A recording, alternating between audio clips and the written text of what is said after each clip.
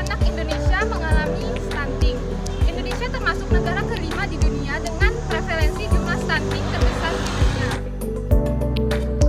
Tadi sudah dijelaskan dari definisi stunting itu sendiri. Sekarang saya akan menjelaskan penyebab stunting secara umum.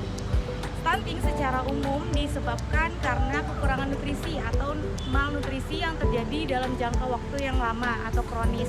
Hal ini disebabkan karena kondisi bayi pada saat dalam kandungan, sang ibu tidak memberikan nutrisi yang cukup saat proses kehamilan. Sedangkan menurut WHO, penyebab stunting secara umum adalah dari kondisi gizi buruk, infeksi berkelanjutan, dan rendahnya stimulus dari segi psikososial. Faktor penyebab lainnya yaitu kehamilan pada usia remaja, terus hipertensi yang terjadi pada ibu hamil, terus jarak kelahiran yang berdekatan, serta secara kesehatan sosial dari segi sanitasi air dan kondisi air bersih di lingkungan masyarakat juga masih rendah, sehingga itu yang bisa menyebabkan kondisi stunting pada anak masih tergolong tinggi di masyarakat.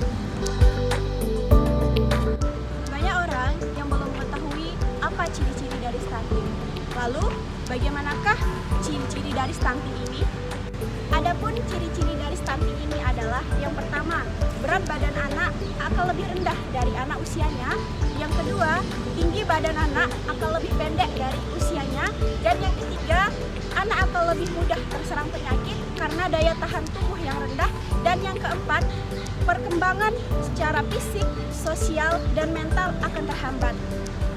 Nah, dari ciri yang disampaikan tadi, jika pada anak memiliki ciri-ciri tersebut, alangkah sebaiknya untuk segera melakukan konsultasi ke dokter anak terdekat. Anak yang mengalami stunting akan terkendala terganggunya perkembangan otak anak tersebut.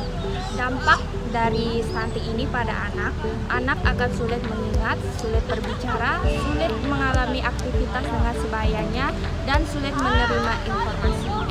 Dampak dalam jangka panjangnya, anak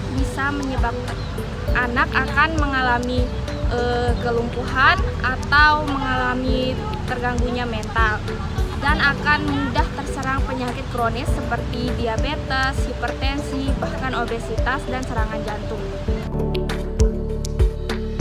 Adapun 5 cara untuk mencegah terjadinya stunting, yaitu yang pertama, memenuhi gizi sejak hamil, yaitu dengan mengonsumsi makanan sehat dan bergizi serta rutin mengecek atau mengkonsultasi kesehatan ke dokter atau ke bidan. Kemudian yang kedua yaitu memberikan ASI eksklusif selama 6 bulan.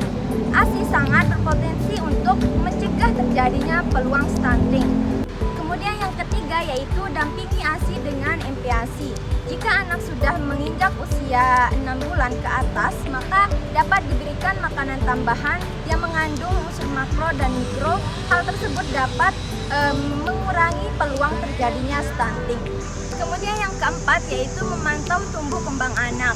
Misalnya dari postur tubuh anak lebih kecil dari anak seusianya, maka dapat dilakukan konsultasi ke dokter atau ke bidan untuk mengetahui gejala awal serta penanganannya. Kemudian yang kelima yaitu menjaga kebersihan lingkungan. Anak sangat rentan akan penyakit. Oleh karena itu, para ibu perlu menjaga kebersihan lingkungan untuk mengurangi peluang terjadinya stunting. Sekian dari kami.